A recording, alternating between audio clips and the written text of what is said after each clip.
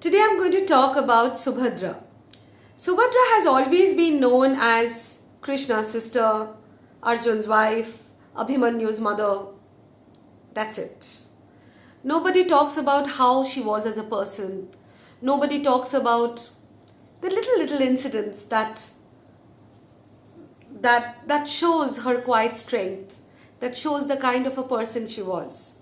So we will be talking about her, and for me, Subhadra's strength is her simplicity. Sometimes being simple in a chaotic world can become the biggest form of strength. So without much ado, let me go straight to the story.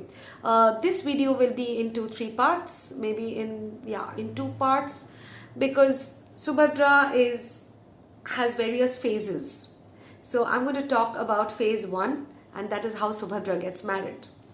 So the Raivatak mountains.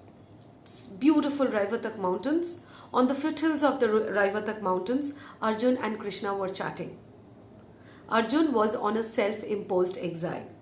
After marriage to Draupadi, he had accidentally stepped into the bedroom of Yudhishthir and Draupadi. Draupadi was married to all the 5 brothers, and there was a pact that while one brother was sharing the bedroom with Draupadi, the other brothers cannot go into the bedroom. If they go, then they have to go on an exile. Arjun, for various reasons, that's a separate chapter altogether, Arjun for various reasons had to go to the room where Yudhishthir and Draupadi were sharing their bed. Arjun, of course, decides that because he had broken the pact, he will go on a self-imposed exile. He had gone on a self-imposed exile, and he also decided that during this time he is going to meditate, he is going to get a lot of knowledge. And he was doing that. When he came to the Raivatak mountains, he was resting. Krishna, his friend, was in Dwarka.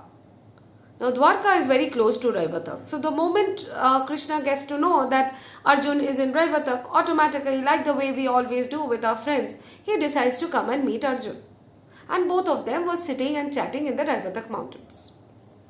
Suddenly, Krishna sees Arjun very distracted.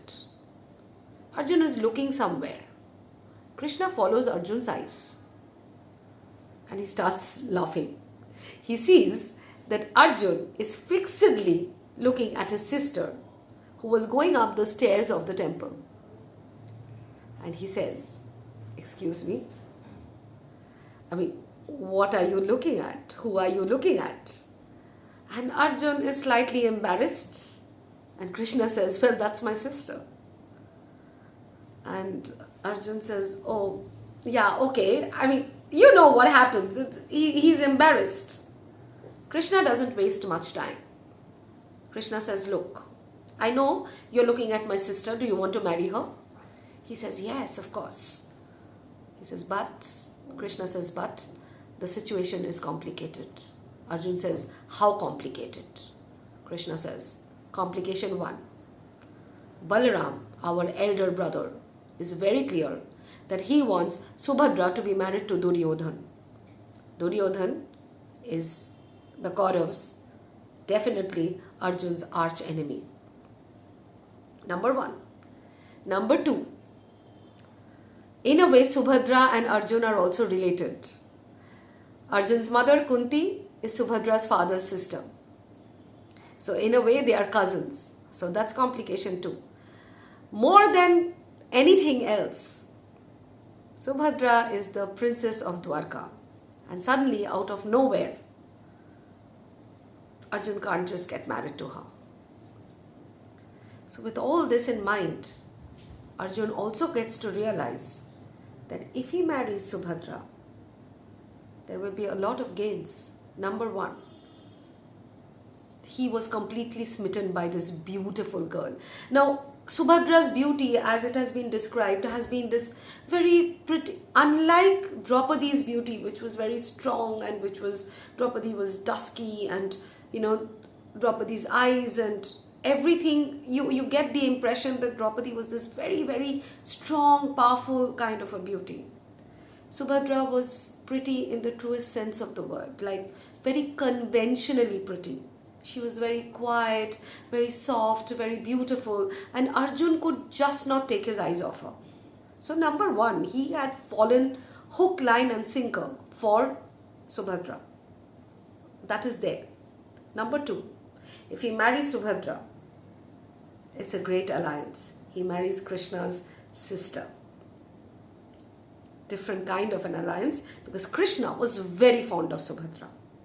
Number two. Number three, simple power equation. Subhadra was supposed to get married to Duryodhan. He's going to take the woman Duryodhan is supposed to marry right from under his nose and make her his power.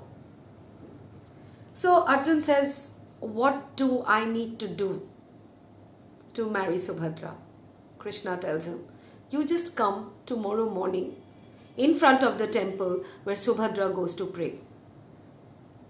Arjun, as instructed, goes the next morning to see that Subhadra is going up the stairs to pray, and when he looks behind, he sees that a chariot is waiting for Arjun. A chariot with a charioteer to take Arjun away. Arjun understands what Krishna wants of him.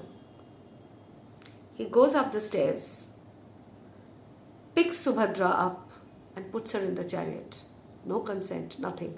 Yes, he kidnaps her. And Arjun tells Daruk, who's the charioteer, to rush and go to Indraprastha. Indraprastha is, of course, the kingdom where Arjun will go.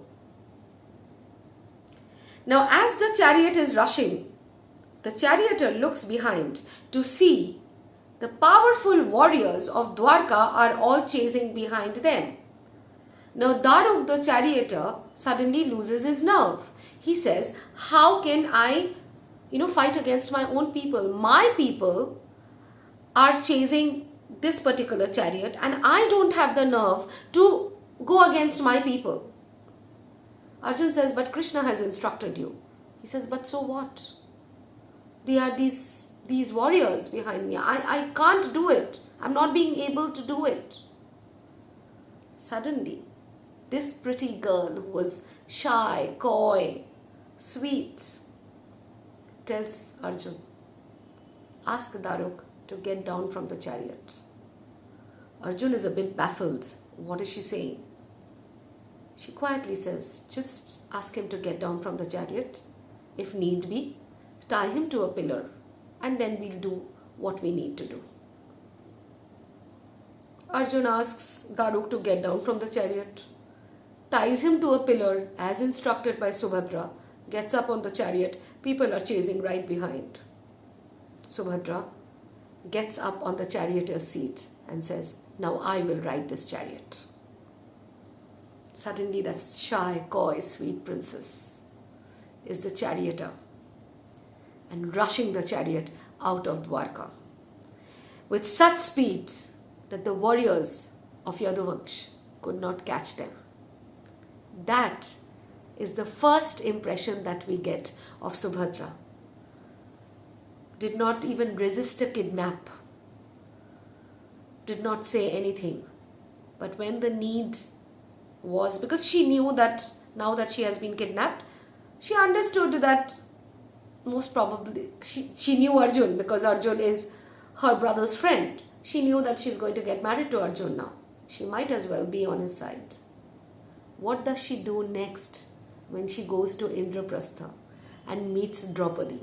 I will tell you on the next day, maybe Saturday. Okay, I will see you on Saturday with part 2 of the same story. Bye.